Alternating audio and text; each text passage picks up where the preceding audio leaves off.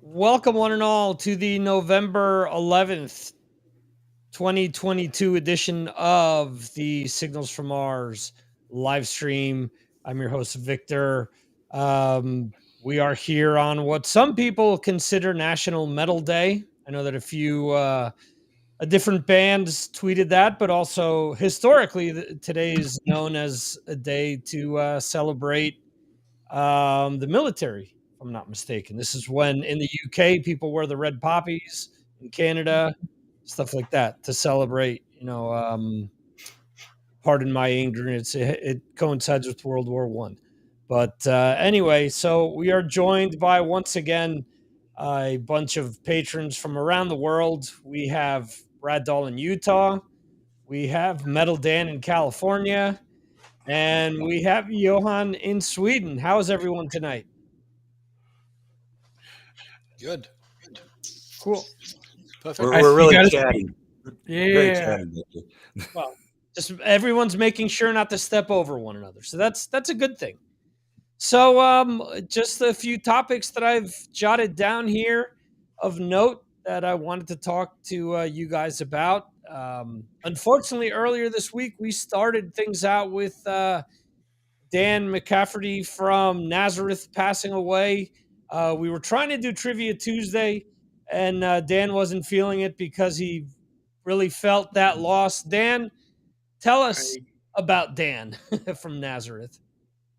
I started crying. Maybe it was talking to somebody else that kicked it off for me. I only found out 90 minutes before that or so, Mm-hmm. and it just hit me all of a sudden. It's like I can't do this right now. I mean I'm not a deep Nazareth fan, but I appreciated them after. I never got to see them. I blew it.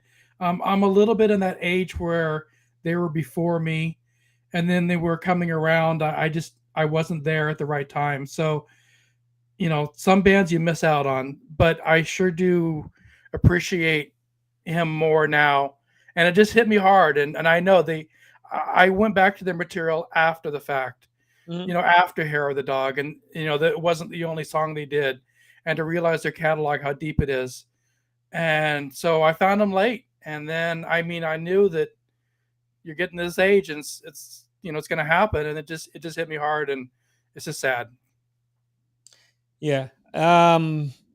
Johan, Nazareth, were they ever big in Sweden? Yes, I guess they were, but not for me. I have no real connection with Nazareth, except, of course, the big songs. But Mhm. sorry to say, no. I've seen them at Sweden Rock, but Okay. yeah, but yeah, sad to see him pass. But that's all. I sorry to say, I have no connection with them. Okay. Brad, I'm I'm kind assuming of. there's a story somewhere about seeing Nazareth in some back alley venue in Orange County or something like that. Yeah, it was at a Carl's Jr. actually. Go ahead. No, I'm slightly embarrassed to say that like the rest of our crew here, they kind of evaded me. I mean, I knew of them. I never owned an album, and I've never saw them. They were never on any bill that I went to. So they've totally missed me, and I'm sure there's some really good stuff out there. I saw, was it last year, whatever, they put out a box set with like everything they'd ever done, which was a lot of stuff, and it was for a really good price too. And I was very tempted to look into that, and I was like, I can't even listen to all the albums that I'm buying now. Put that on top of it, it's like, when will I listen to that and where? Right. So I don't know. I do like I realize Dan hasn't been in the band for a while, but I do like the song that they released off the new album that you put on your Patreon. So yeah, we get to hear cool things like that on Patreon. I do like that song a lot, and I meant to buy that album, but I haven't bought it yet. Has anybody listened to that album? I've only listened to the stuff that I posted on Patreon, and their current singer, Carl Sentence. Yeah, Carl Sentence. Yeah, he also released a solo album. Oh, I don't remember if it was right before the Nazareth album I think or it was before. Yeah, I actually did buy that, and there's some really good stuff on there. yeah, It's a good solid rock album. yeah. Quick hello to Mr. Chris Sinzak Hey, Chris. in the chat from Decibel Geek. You know, Chris, you are a patron now, so you can join us if you'd like. I can share the link with you if you want to talk about some current news here. Yeah, I remember Decibel Geek covered Changing Times back in the day when I was listening more often to them, and I was like, yeah, that's a good one. I'm glad they played that. So I know that Chris and the guys, they were very aware of Nazareth. Mm. Yeah, and that box set does look amazing. I didn't get it either. Okay. But yeah, either way, you know, I always talk about we do a what are you listening to post every week. At least I try to do it so long as I don't forget. And this week, coincidentally, the Guns N' Roses version of Hair of a Dog came on my playlist. And okay, Chris has been sick all week, so that's cool. Anyway, hope you feel better. How about that? Yes. Rest in fluids.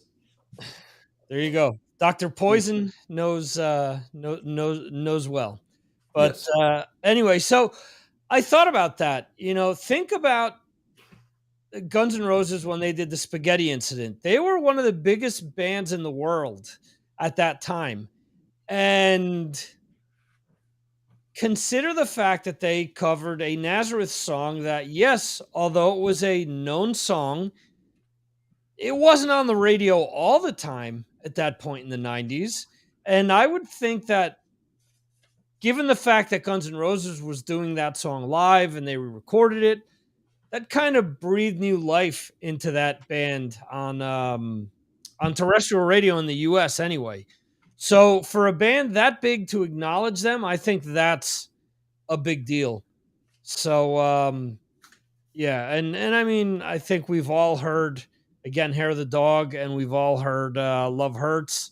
So I think one way or another, anyone that's watching or listening to this, they've you guys have come in contact with Nazareth, whether you know it or not. So, another topic today, actually, Nick Turner, who's known as the main person behind Hawkwind, passed away as well. Yeah. Really? Yeah. Just a few hours ago, I was recording my Patreon podcast, and as I'm reading news and I'm refreshing a screen, I see Nick Turner passes away at 82, and I'm like, oh shit, you know, that was really caught me off guard. There wasn't much news going on today, so it was kind of surprising that had come up. But again, someone who's Hawkwind has been around since the late '60s. Whether you knew of them because of who they were, I mean, I wish Jeremy was here. He's currently at a show. But to think about the fact that Hawkwind, for a lot of people, are possibly known as the band that Lemmy was originally in before Motorhead. So, how many people know of them due to that? And going back and checking them out because they got into Motorhead? And how many people actually knew of Hawkwind themselves? That's why it would be cool to ask Jeremy about Hawkwind and seeing what an impact this was. Because obviously, sure, they're not held in the same kind of breath as Deep Purple or Led Zeppelin or Sabbath or bands like that, but they were around at that point in time. So, you know, so it'd be neat to find out. Hello to Jose in Connecticut, who is in the chat as well. Okay, so this is something I was trying to find before we went on air, and looks like I never finished. But last week we were talking about rumors for different shows that were or different festivals for next year. And things have started to leak out already. One of them being Download 2023. And well, Jeremy talked about some rumors and looks like he nailed some of them because he did mention Metallica. He did mention Slipknot. He did mention I don't remember if he mentioned Ghost or not. But anyway, he did say that the rumor was that the festival would be expanding to 4 days, and that has been confirmed. There's a 4-night special edition, June 8th through 11th. Metallica will headline 2 nights. Metallica will play 2 completely different sets. And what I think will probably happen, or what could happen, when they did their Orion Festival, they did one of their albums in its entirety. The first year, I believe they did the first album. The second year, they did Ride the Lightning. And then the second day of the festival, they would play a greatest hits selection, and they wouldn't repeat any of the songs from the first night. So that's what they're saying here. Thursday and Saturday, 2 unique sets, no songs repeated. So, Johan, since you're the one that's probably most down on Metallica lately, I just wanted to ask you what you think of this. Would you be willing to see Metallica 2 nights and them playing 2 completely different set lists? Yes, absolutely. What dates did you say, Victor? June 8th and June let's see, so that's 8 June 8 and June 10. They'll be at Download. That's bad. I really wanted to see them at Sweden Rock.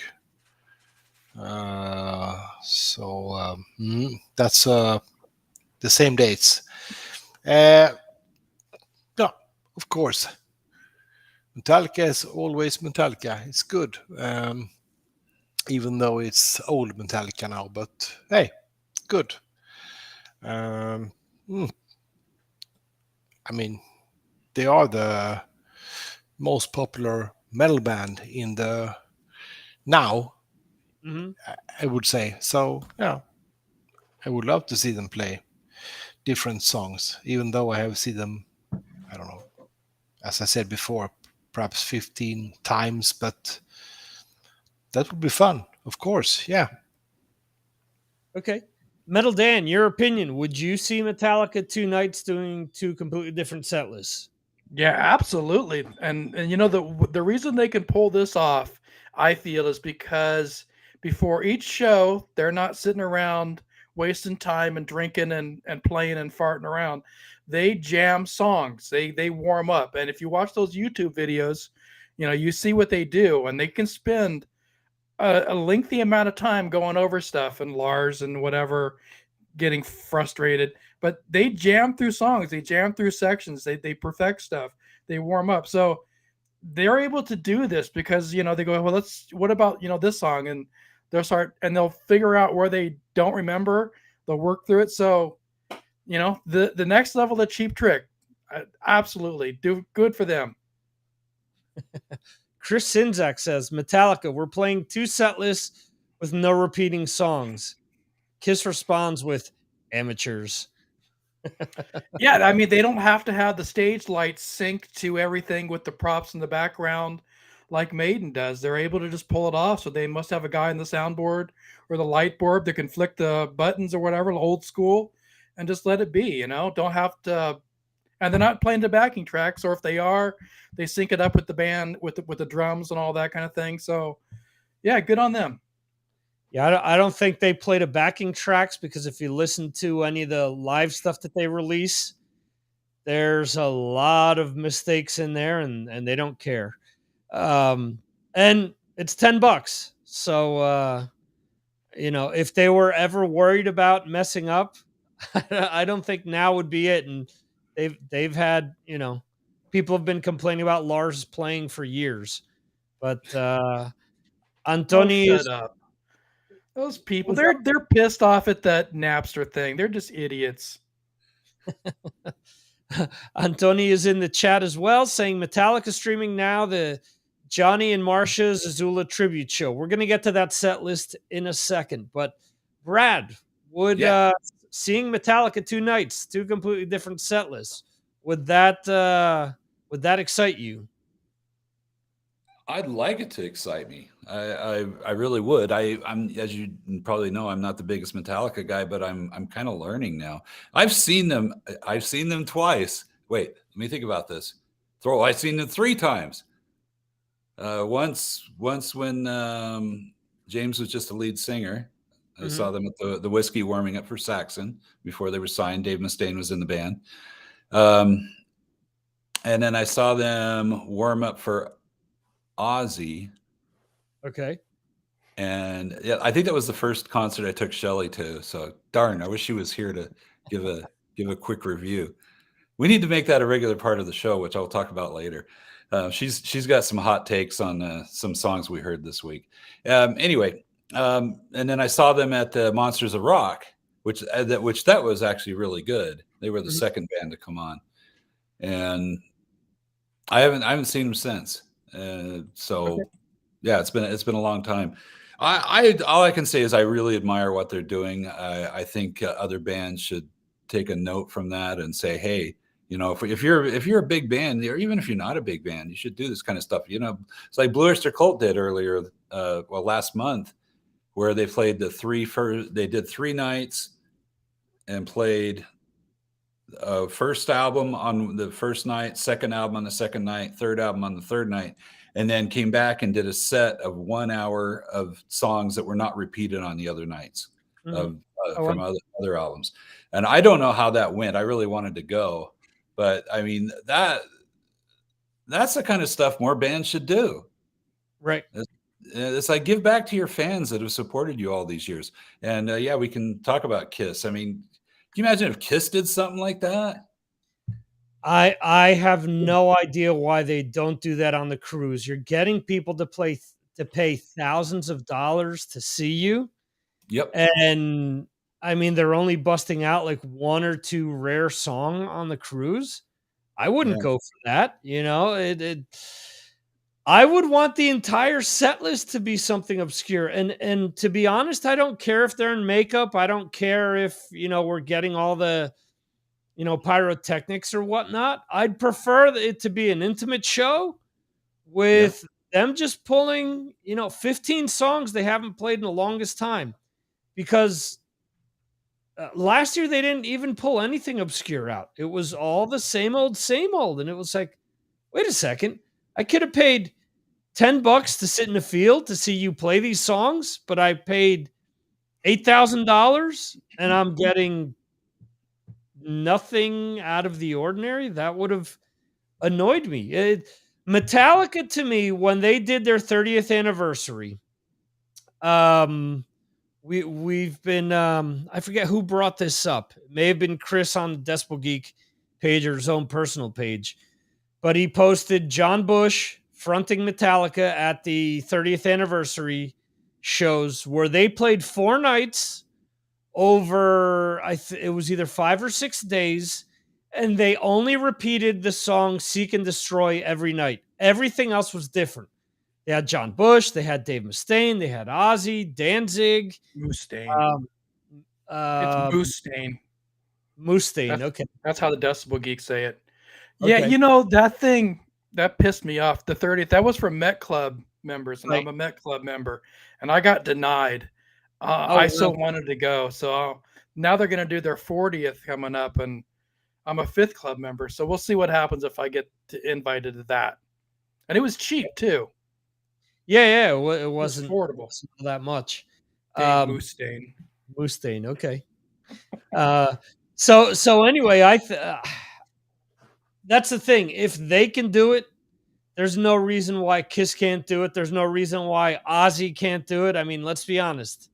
Ozzy hasn't switched his set list up since Diary of a Madman. I mean, there's like 4 or 5 songs that he's brought in here and there, but he's playing the majority of Blizzard, the same 4 Sabbath songs, and that's it. I mean, Yeah, there might be a reason why Ozzy doesn't do that, though. I mean, you're lucky to get what you get with Ozzy. but I mean, at the I'm not saying now, but Okay. 10, 20 years ago, Yeah. you're telling me that he couldn't have done, I don't know. I'm not saying Hole in the Sky where he's got to, be all the way up there in the registry, but there's other stuff. Or even if he does do Hole in the Sky, I mean, I don't think anyone would have a problem with him singing it lower. Just to have him, the diehards would, I think, would go apeshit over that. Yeah, even when they toured that album, he couldn't hit those notes. Right. Yeah, you listen to a live version of that from that tour. It's pretty brilliant. And I know one when he was trying to hit at the end of the chorus and he really missed the note bad, and he just said, "Oh, fuck me." sorry, Mom. But I just 1997 were the first and not the only time, but that was the first time I saw Black Sabbath, and they played, I mean, Ferris Wheel Boots, Snowblind, Into the Void, Spiral, Architect, Lord of this World, Sweet Leaf, Electric Funeral, etc. So in 97 is is a couple of years ago, but that was a good concert. Yeah. But the thing is, I think out of Dirty Woman's another one that they played, but they've never really varied from that set list. They've shortened it, but it's more or less what you saw at the reunion show, or if you have the reunion album, it's pretty much all those same songs is what they've played since. Yeah, they dragged out a couple of oddball ones. I mean, Hannah Doom was on the last tour, and they haven't been playing that at all. Like Johan mentioned, Electric Funeral. They haven't played that in forever. Right. So they did throw a few songs in. Okay. All right. Me talking out of my ass again. All right. No problem. But as a little, they played the Hultsfred a festival in Sweden. Black Sabbath were there, and they played those songs that I mentioned. That was the only time that the Earth moved 3 centimeters in the city outside the festival when Black Sabbath played. That's something. The ground was moving. Awesome. The power of music. Yeah. That is awesome. Let's see here real quick. Chris Sinzak, quick plug for myself. We just released Best and Worst of Motley Crue post 1990. My ears still haven't recovered. I'm assuming that Brandon and Rocket Ship are somewhere on that list. As far as Metallica is concerned, so they just did the show, which Antoni just referred to, the tribute show to Johnny and Marsha Z. And so get a hold of this set list and let me know what you guys think. They started out with Creeping Death, Ride the Lightning, Motor Breath, No Remorse, Trapped Under Ice, Call of Cthulhu, Phantom Lord, Am I Evil, Metal Militia, For Whom the Bell Tolls, Whiplash, Fade to Black, Seek and Destroy, and the encore was Fight Fire with Fire, Blitzkrieg, and Hit the Lights. And it says the first time they've ever closed the show with Hit the Lights. So obviously Johnny Z and Marsha Z had a big deal, or they had a lot to do with Metallica becoming the band that they were. They discovered them. They poured all their money into them. And so the set list is made up of songs just from the first 2 albums as a result, because it's the time that they were with the 2 of them. So this was done as a tribute to them. And Johan, what do you think of this set list? Is that a fitting tribute, do you think, to them? Yeah, good. I can't say much more. It's great set list, of course. Yeah, what can I say? It's good songs. Every song is great. Trapped on the Rise. Did you say Trapped on the Rise? Oh yeah, they Yeah. played 5 songs in was Trapped Under Ice. That's great. That's the song I've never heard live with Metallica. That would be nice. But yeah, great songs. Yeah, Yeah. they Bang my head against the stage like I never done before. That's a good set list. And Phantom Lord and Metal Militia. I think I've heard Metal Militia once. I've seen Metallica a bunch of times. So that's a great. I would have a good time with that. And I think Whiplash is my favorite song of all time, Oh wow. which is hard to a category to put in, but that's mine. Okay. Brad, I mean, some of these songs you would have heard live with Dave Mustaine.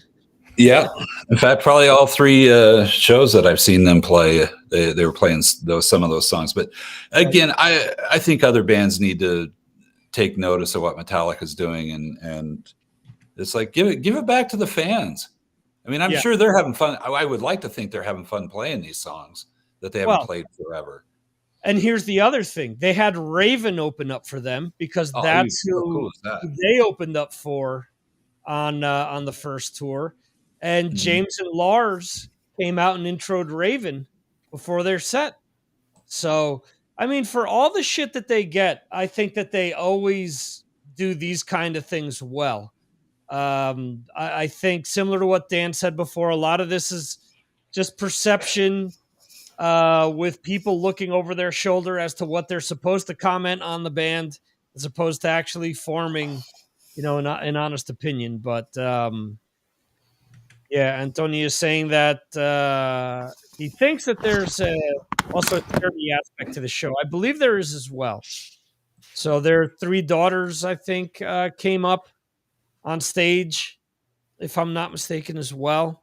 But yeah, so as you guys see some of what I have set up behind me over the last few days, one of the things that was in the blank spot over here, can I turn this way?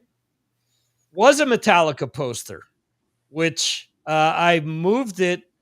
It was framed. I moved it from another part of my house to here, went out for a walk, came back to find the frame shattered on the floor. And luckily, the poster survived.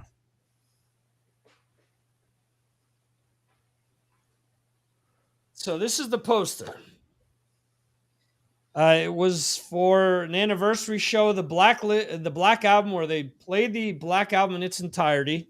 It was May 21st, 2012 in Madrid, Spain. And this is 56 of 200. So I framed this because I felt that I didn't want to just throw it up on a wall.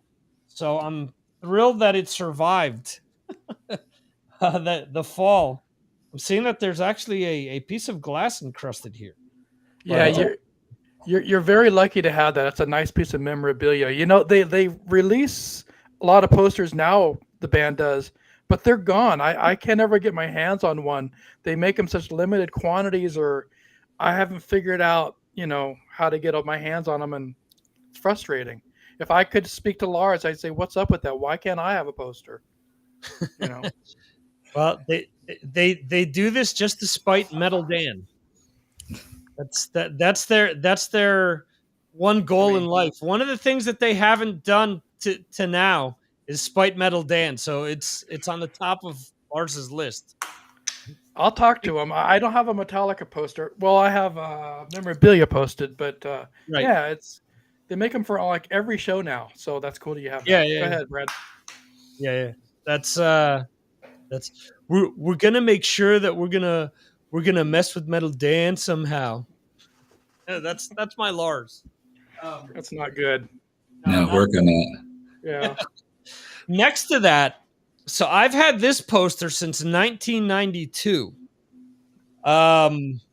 It was in a tube put away for years before I moved here, and there's marks on here from when I took it out of the tube for the first time, and it fell on my driveway in New Jersey. But it's an autographed poster. It's a concert poster from the Whiskey back in November 15th of 92, I think. The band is 11. And if anyone knows anything about 11, the singer was Elaine Johannes, who's possibly best known for being in Queens of the Stone Age.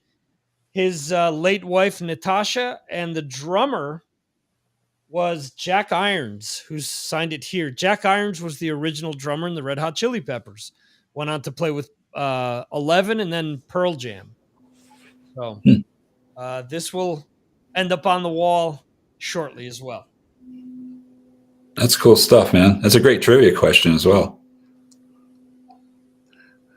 Which one of those? Because you guys seem to Steve ran away with trivia this past Tuesday, and people were asking if he had the questions beforehand.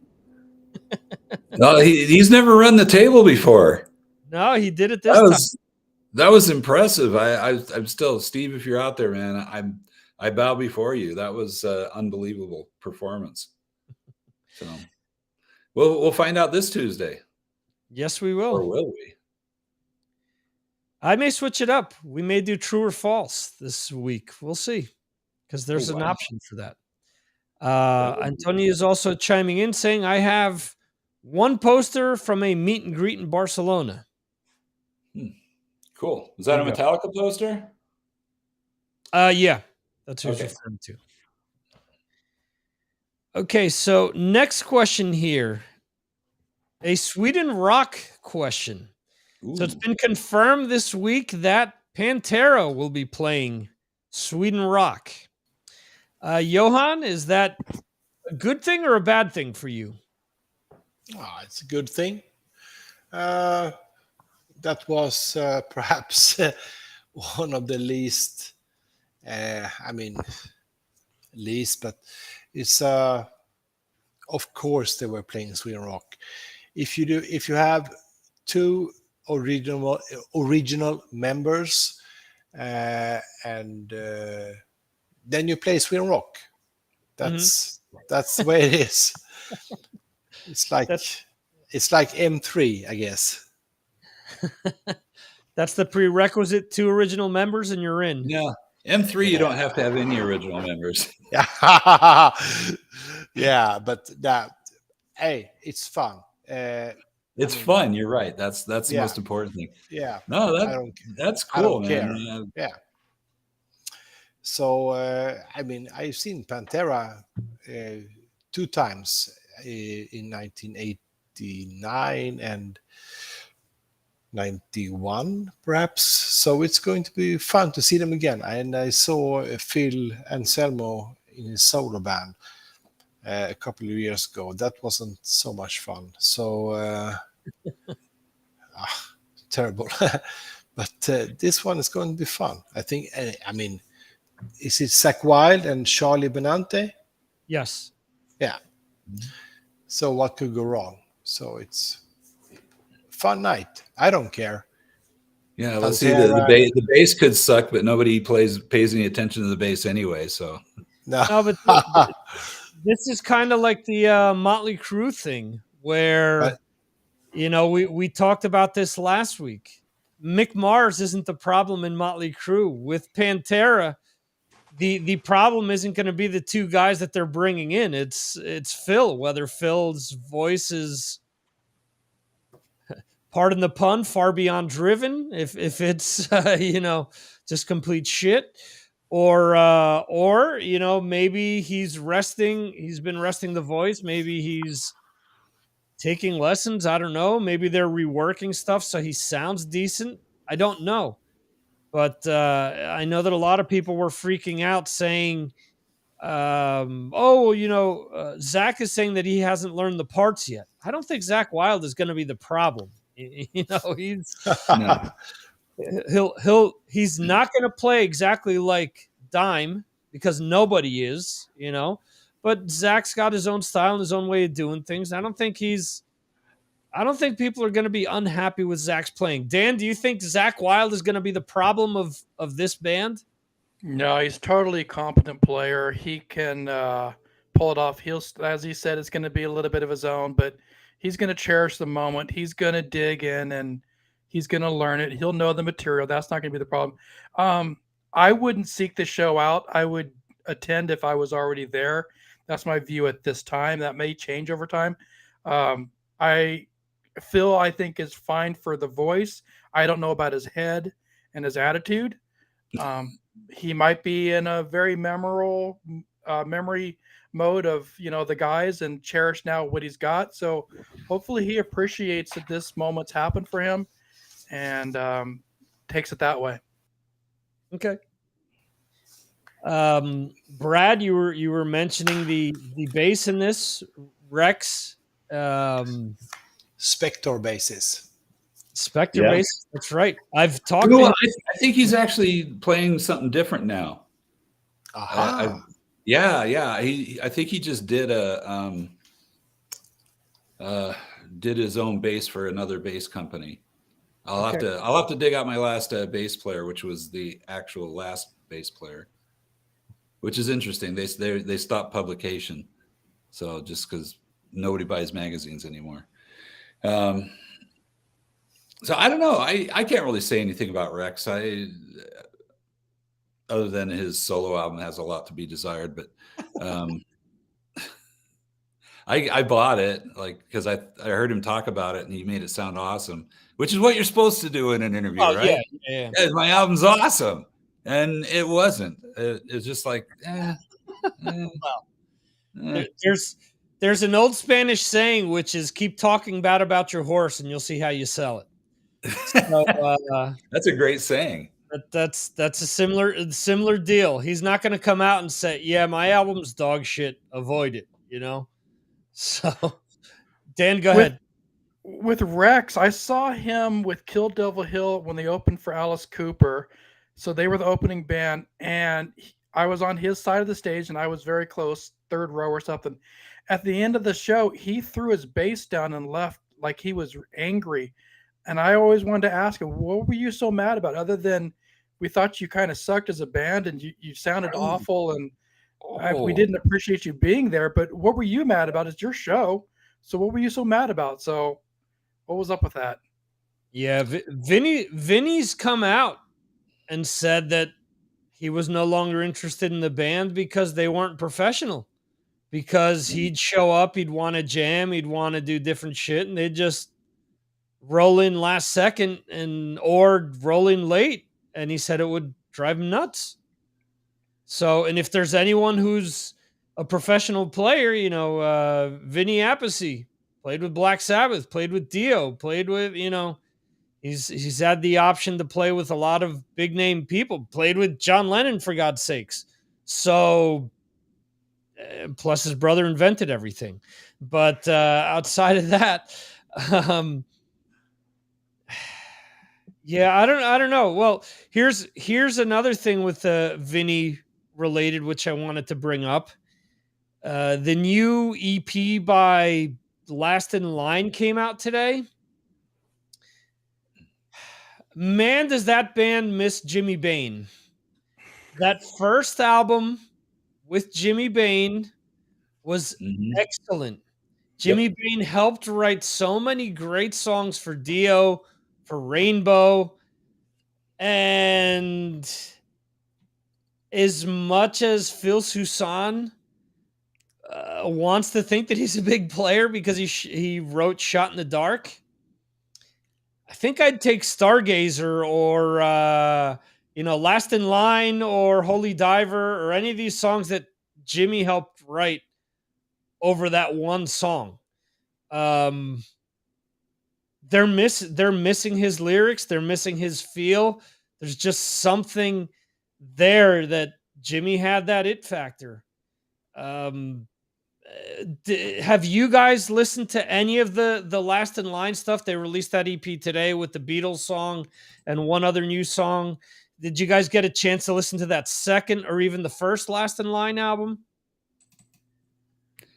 I'll go first. Okay. I love the first album. Love Mhm. it. The second album is just like you feel like they're just songs that didn't make it for the first album. Right, right, right, You right. know, and you're right. It's probably Jimmy Baines had a huge influence on that, and I don't think a lot of people realized his influence on the other bands he was in as well. Mhm. But I'm hoping that this third album, that from what Vivian says, is already recorded and mastered, and they got the artwork and everything. It's not going to come out till next year. And the one I haven't heard the one song. The title of it sounds pretty goofy, but the one song that made the EP, you've heard it. So what do you think of it? Oh, well, here we go. Jeremy is chiming in on his walk home. New EP disappointing. Early last in line good, as Brad says. Oh, thanks, Jeremy. The new song is just okay. Yeah, and that song is on the new album. So it's kind of weird that I mean, there was what, 2 live tracks on there, Two and then live the Beatles tracks, the Beatles Beatles song, cover, and and then then this one new song song. that's going to be on the new album. So they picked a song that isn't very good off the new album and put it on the EP. That doesn't make any sense. Unless the rest of the album is worse than that song. I mean, come on, Vivian Campbell. I mean, he was instrumental in those first couple of Dio albums in writing. It couldn't have all been Jimmy Bain. I don't know. They got to do better. It's a great band. I mean, Right. I've only seen them once, and it was just they were fantastic. I mean, so good. It wasn't at Yeah. M3, or was it? Yeah, it was an M3. Yeah. Yeah, And they anybody who follows me on Twitter or follows Yard Metal on Twitter, when they played afterward, I said, "Yeah, whoever's playing next is going to have some big shoes to fill." And I think it was George Lynch, okay. and he, I don't know if he didn't have a singer or what happened to his singer, but Robert Mason sang for him. Okay. And I'm going to tell you, Robert Mason, he is a great singer, and Mhm. I don't know, I understand why he's in Warrant, you know. Right. But he's wasted in that band. He was so good playing with George Lynch. They did Dawkins songs that sounded like the way a Dawkins song should sound. And they were just so good. And they actually were a little bit better than Last in Line. So I'm like, there you go. I think there's something to that when you got a bunch of bands playing together, that the some bands will look at the other band and go, crap, we got to really bring it. And they do it. And then there's other bands that just don't care. So, well, I mean, since you opened this door, who would you take, Vivian or George as a player? oh wow, I got to tell you that I would take George, just because I think he's one of. I mean, people talk about underrated. I mean, I think everybody thinks George Lynch is a great guitar player, but when you watch him live, it's unbelievable, the stuff that he does. It really is, and he's one of the few guitar players in this world now that when you hear him play, you know it's him. Mhm. Because I'll be, I play music all the time in the car, and with some obscure stuff that maybe he's on that's not his music, and Shelly will go, "Is that George Lynch playing?" Like, nailed it. Yeah, it is George Lynch, and it's not because he just the dude, and he plays really well. He's incredible. Yeah, so I'll take George Lynch. Although I got to say that when I saw Vivian in Last in Line, he was unbelievable as well. I mean, I don't think he had anything other than a Les Paul and the amp. I don't know that he had any effects or anything. And the dude was making that guitar do stuff that was just amazing. Okay. So Dan? yeah, he's also just unbelievably incredible. Okay. So there you go. But I'd take George. Okay. Anybody else? Dan, who would you take? What's the question? George Lynch or Vivian Campbell? Who would you take? Who would you take for your band? George Lynch. Oh, they're both not good people historically. What? with the fans. They both. Okay. Yeah, I think they're kind of jerks, but I'll take George. Okay. George the Jerk is less of a jerk than Vivian the Jerk. There you go. I don't know. Johan, who do you want to play with? You're breaking out the bass now. You're gonna have a guitar player. I'll play drums. It won't be that great. Well, Victor will play drums. That's all right. Victor will play drums. I'll play rhythm guitar. Who's going to be the lead guitar player? Is it going to be George or Vivian? Vivian, of course. George seems to be such a, Vivian, to be a little bit diplomatic, Vivian seems to be more European. So he is European. Yeah, but he lives in New Hampshire or something like that. Yeah. I would choose Vivian. Okay. Any day. All right, so let's stir some more shit up here. Would you take? I'm trying to think. See, this is hard. This is along the lines of Decibel Geek. A little while ago, they asked, "Would you take Ozzy solo or Dio?" So let's compare the two. Would you take Dokken or would you take Dio? If you had to reach, you're going on a long trip and you only had one album to listen to. Would you take Tooth and Nail by Dokken or would you take Holy Diver by Dio? Metal Dan is shaking his head. What would you take, Dan? No. Dio. I saw them both in the same tour, so Dio was a headliner. Dio wins. Okay. Bill Elam is checking in the chat. Hello, Bill. He's saying I'm with Johan. Vivian over Lynch. Johan, you would take Holy Diver over Tooth and Nail by Dokken? Yes. It's not the same, if Holy Diver is, Champions League, Tooth and Nail would be, you can't compare. It's a honorable mention, Tooth and Nail. So no. Okay. Yeah. All right. Brad? This is a great question because the last road trip we went on, we listened to the remaster of Holy Diver. And we didn't listen to Tooth and Nail, but now I wish we had. If Shelly's in the car, I'm going to go Tooth and Nail because she likes Dokken better. Okay. But for me, I think Holy Diver. We did this. We did the best albums of '83, wasn't it? I picked that one as the best album. Yeah. I'm going to stand by that. I'm going to say Holy Diver's. Yeah, Holy Diver. But I love Tooth and Nail as well. I love that album. Okay. I think Don Dokken in those first, back in those days, because I did see him on that tour, by the way. Warming up for where's Steve when we need him? Warming up for Twisted Sister. Actually, warming up for YNT and Twisted Sister. And back in those days, I think Don was like one of the best rock singers out there. Live, he was on point. His tone, his delivery, he had great range. He could really let out some great screams. And I think he was just one of the best to listen to. I think as a front man, he wasn't the best, but singing wise. And when I saw him in the Monsters of Rock, where I saw Metallica, right, they were really good then. Even though listening to them, they said they thought they were awful on that tour, but their set was really, really good, and Dawn sounded fantastic. But Dio, that first Dio album is one of the all-time greatest albums.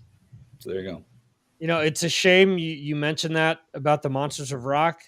I would argue with you that they possibly broke up on their strongest album, start to finish. Back for the Attack, although it doesn't get a great album love as the other three albums that came before it. It's a really good album beginning to end. And out of those three, it's probably the heaviest out of the three as well. But yeah, you're right. I don't think there's any ballads on there. Heaven Sent would probably be the closest thing to a ballad on there. Nah. Yeah, but it's not a real ballad. It's not. Yeah, there's nothing. I mean, it's a straight up rock album all the way through. I kind of feel like the production made it a little bit samey. But anyway, you're right. They broke up after their best album. The Rock Candy reissue sounds great, though. How come I don't have that? Did they really do that? Yeah. Go ahead, Johan.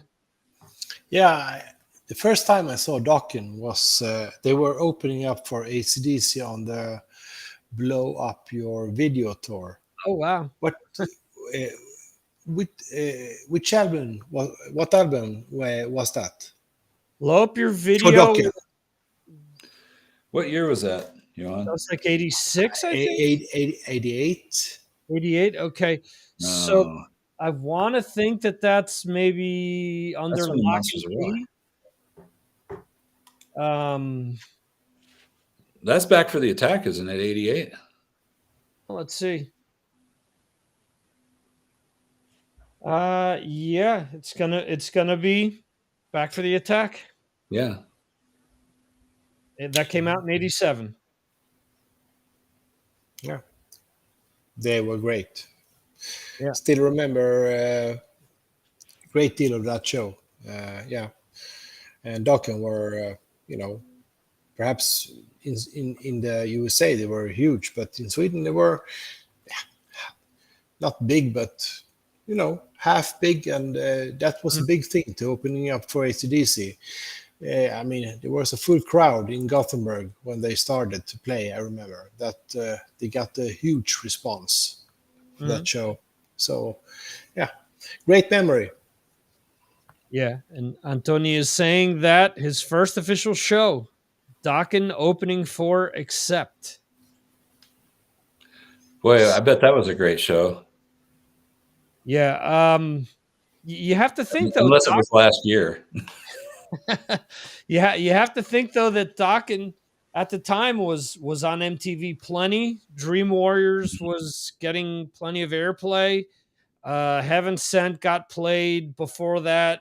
It's Not Love and In My Dreams and Alone Again and Into the Fire. So all these videos got played on MTV, and they got plenty of airplay late at night on the metal shows. So, and I'm sure in California they were getting played quite a bit. And another thing that happened last week, it's going to be a week tomorrow. Judas Priest and the Rock and Roll Hall of Fame. So I wanted to touch upon this. Obviously, we got to see KK playing with them. And a few observations before I go around the horn here. One, we didn't see KK and Glenn close to one another. Two, and Eddie Trunk actually brought this up as well.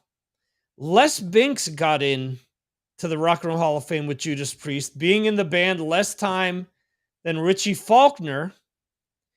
And less time. Dan is already shaking it off.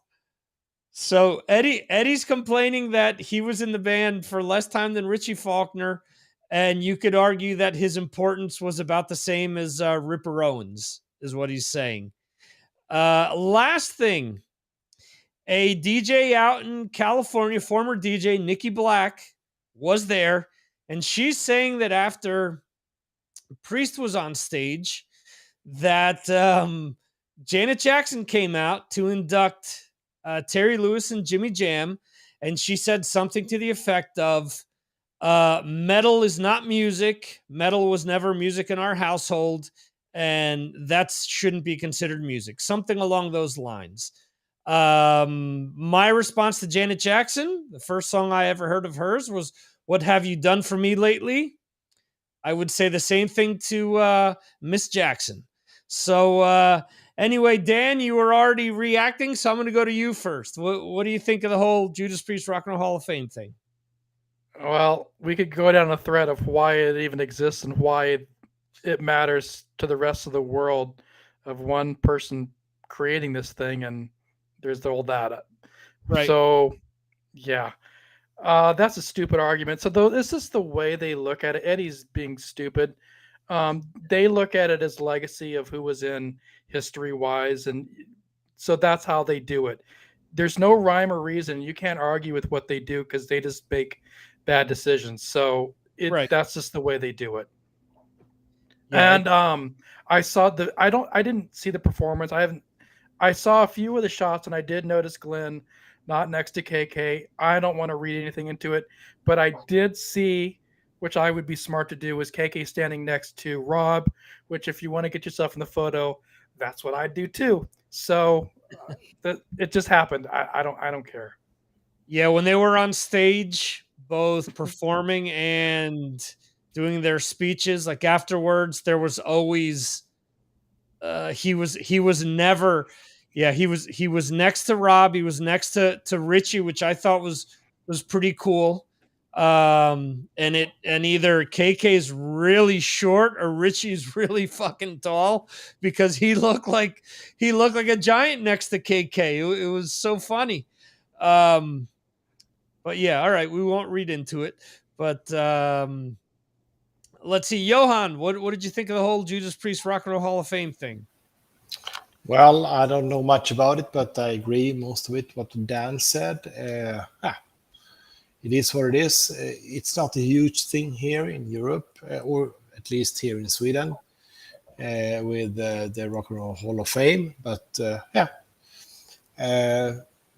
fun to see the pictures. I haven't seen much live footage, so I can't really say, but good to see KK again on stage. One of my big idols back in the day. So, not much to say. It's fun to see him, but no, I don't read much into it. But we all miss KK, and I really miss that. I really think that he should replace Glenn on the coming tours.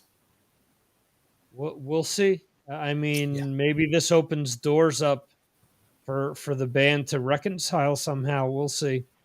Brad, did you see any of the footage? What are your thoughts? I actually watched it. Yes, I watched the performance. I didn't see any of the speeches or anything like that, but I watched the performance, and I got to say, I was blown away at how good it was. I mean, I thought they sounded great. I thought Rob sounded really good. The band sounded really good. I mean, the song selection, well, I mean, it's what you would expect. It's what you expected. Yeah. It's what you expected. So I'm not going to, I didn't expect them to throw anything off of Stained Class in there. Like, they're not going to play Exciter and let Les really show his chops there. But I thought they sounded really, really good. And it was kind of weird the way that it was staged, because Glenn did not move at all. He looked very fragile. Yeah. And he just stood there, and I think he was playing. He did the solo for Living After Midnight. Oh, he did. Yeah. How did I miss that? I guess he kind of turned. It was kind of weird because he kind of turned kind of away from the camera, but he was like playing sideways, and I guess the only way he could do it or whatever. But he did the solo for that song. Yeah, well, it's pretty funny though, that looking at this, the whole stage, and seeing that on stage left, which is to your right, looking at the stage, nobody was moving. Yeah. Stage left, everybody's moving on stage. Stage right, yeah, everybody's moving. And I thought it was really cool that KK and Richie were getting together and doing the patented Judas Priest, rocking back and forth thing at times. And then Rob even got in there with them, and I was like, look, I said, this is just so cool to see these guys playing together.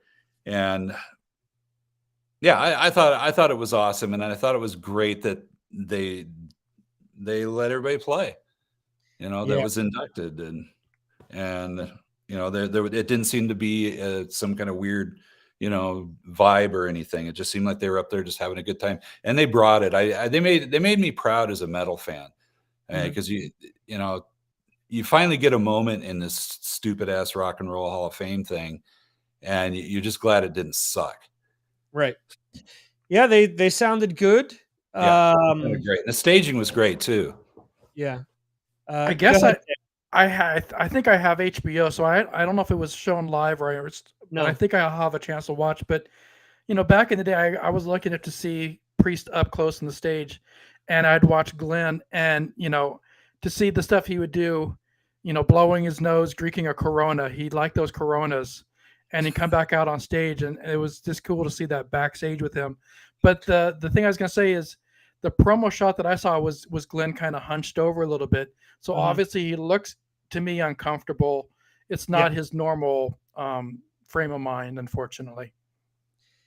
Yeah. I mean, I don't know how much longer he can go, and I haven't seen Rob Halford move that much in 20 years. So that was the first thing I noticed. I'm like, holy shit, the Rob of old is back, at least for one performance.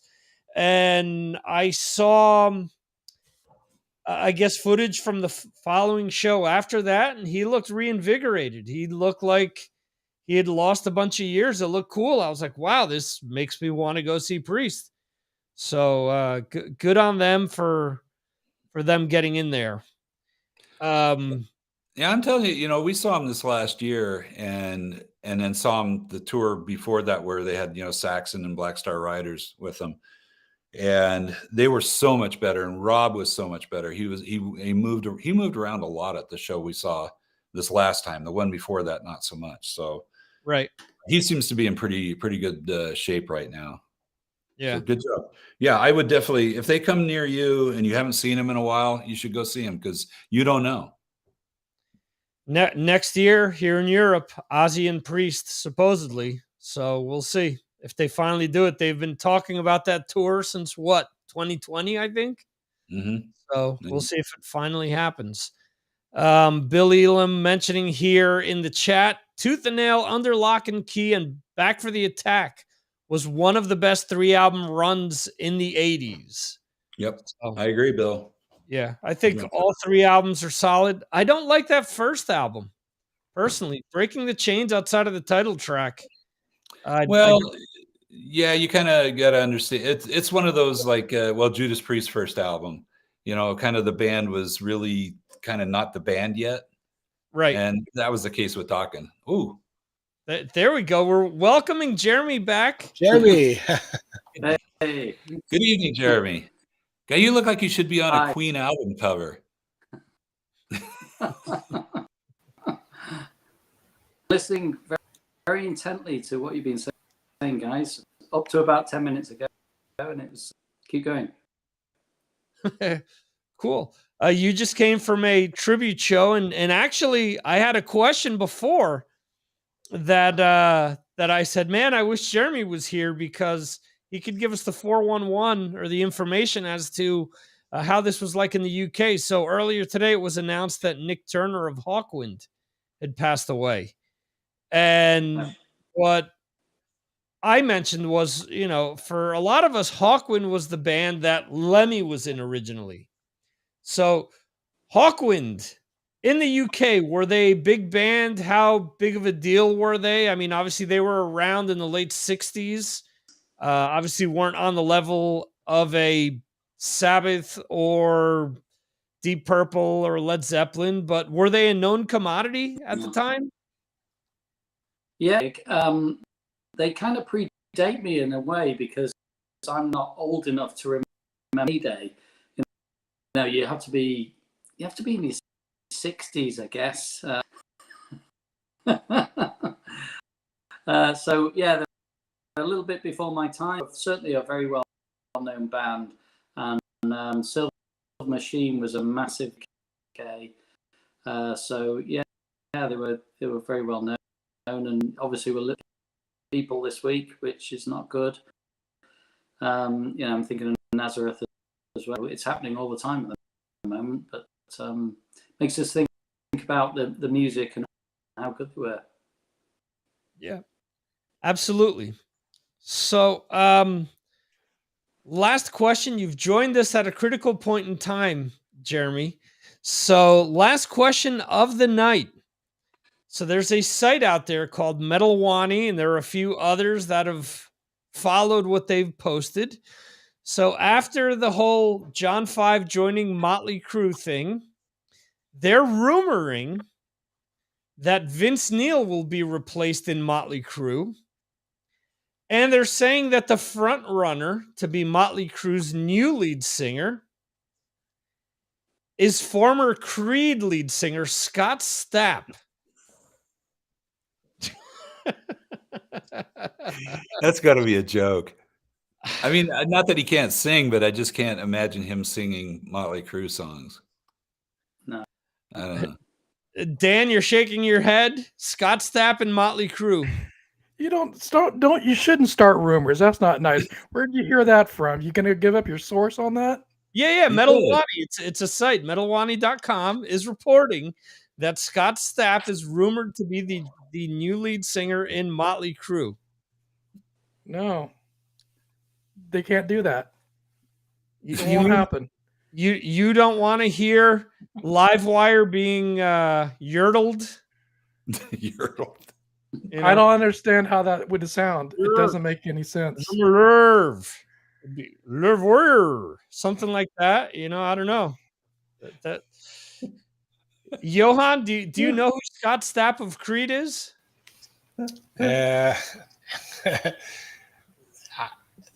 I take a chance. Does it sound like Eddie Vedder? Kind of, yes. yeah. Yeah. How did Creed never make it into Sweden? Perhaps they did because I don't know. I don't. I thought you were going to say I did. 'cause they suck. They weren't my style of music back then. I rather see a fat and bad singing Vince Neil again this summer. I guess if I will watch, I don't know, but it was so sad the last time at Sweden Rock, so I don't know. I'd rather watch Def Leppard. Sorry. Bill Wow, Elam, that says a lot right there, that statement. Bill Elam chiming in. Stapp can't do it. He'll be playing a street fair in Wilmington, Ohio next July. God. He will be making balloon animals afterwards as well. So you can shake his hand, get a balloon dinosaur, and be on your way. Jeremy, Scott Stapp in Motley Crue. Motley Crue on their final tour. I've seen all 4 original members. I don't want to see Motley Crue as a member. It's not going to work. It's just not going to work. No. You know that if they replace another member, there's no way that Def Leppard doesn't headline every show. If it's just half of the original Motley Crue, then that means Def Leppard is closing every single show. Now they've only announced that it's they have three original members, so they would win. Well, that's another thing I didn't think of. Def Leppard also has only has 3 originals as well. But in the UK, that's more than 2. In the UK, they're going to headline every show. Oh yeah. No doubt. And that's the thing. All right, so let's compare album sales here. Let's see if we can get that figure. Def Leppard album sales. It's got to be more. I would think between. Although Motley's probably done more albums, maybe. I don't know. All right, so it says that Def Leppard has sold more than 100 million albums worldwide, and I think Motley Crue is half of that. Let's see.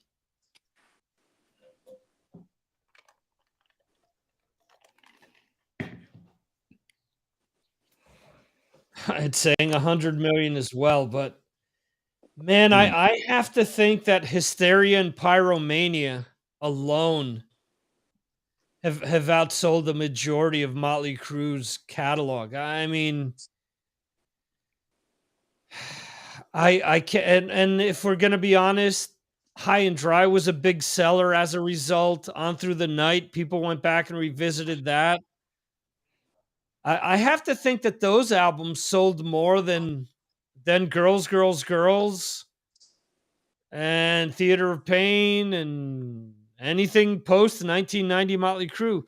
Let's see. Bill Elam is saying Def Leppard has 12 studio albums. Grown Up Rock are reviewing one every month this year. Look at that. So, Wow. second plug of tonight's show. let's let's see if both Decibel Geek and Growing Up Rock are nice enough to plug my show at some point this month. Well, let's face it, Victor. You have all the power here, so they're lucky to be mentioned here. I have always felt that I have no problem spreading the wealth. It's a brotherhood here of podcasters, so I am more than happy to talk about who other people have on, and I've never shied away from that, and still feel that. I also want to say I posted this on social media. I do need to thank both Blabbermouth and Queensryche for allowing my show to be number 35 in the U.S. this Yeah, week well on deserved. the music charts. So it's a ridiculous feat, and I also have to thank John Freeman, who set me up with Michael Wilton, also set up the New Roses interview, and also the Dead City Ruin was Dustin, but there's still a lot of cool interviews coming your way in the next few weeks. We'll also continue to do these music discussions every Friday, and then next month I want to wrap the year up the way that we did last year. So, Jeremy, we will be doing a new wave of British heavy metal episode in December. We will do a year-end special as well. And I have to think about another topic that we'll talk about. So, we'll have to do another big Patreon discussion. So, if anyone else wants to get involved, you can do so for as little as $2 a month. You can interact with the fine gentlemen that are joining me here, as well as everyone else that's in Patreon. Some of them were in the chat tonight. So you guys have that. If you want to give yourself an early Christmas present, you can do so for $2. If you don't like it, just bail afterwards. But I'm confident that most people that take part in the group will stay part of the group. Also, before wrapping things up, I do want to send a shout out to my brother who had an operation earlier this week. Hope that he recovers shortly. And I'm not sure if he's watching or listening tonight, but either way, we're thinking of you. And on that note, anyone have a final, any parting words, Brad? Get well, Art. Metal Dan, any parting words?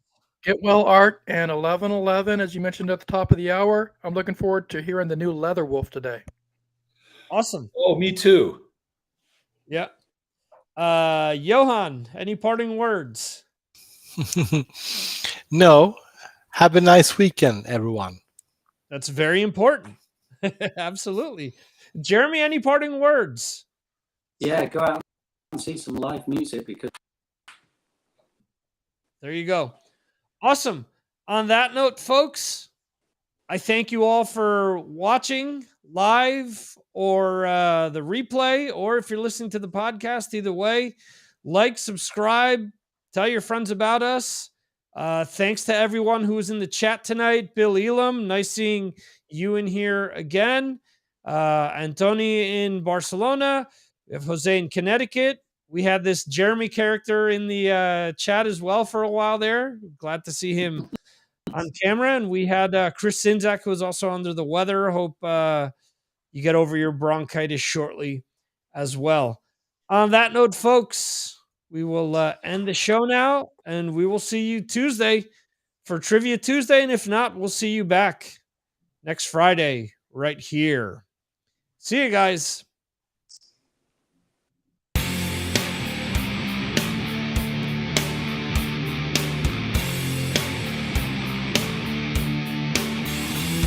Thank you for watching the Signals from Mars live stream. You can watch the show live on YouTube, Facebook, Twitter, and Twitch, or check out replays on YouTube. Go to signalsfrommars.com for more information. This concludes our show.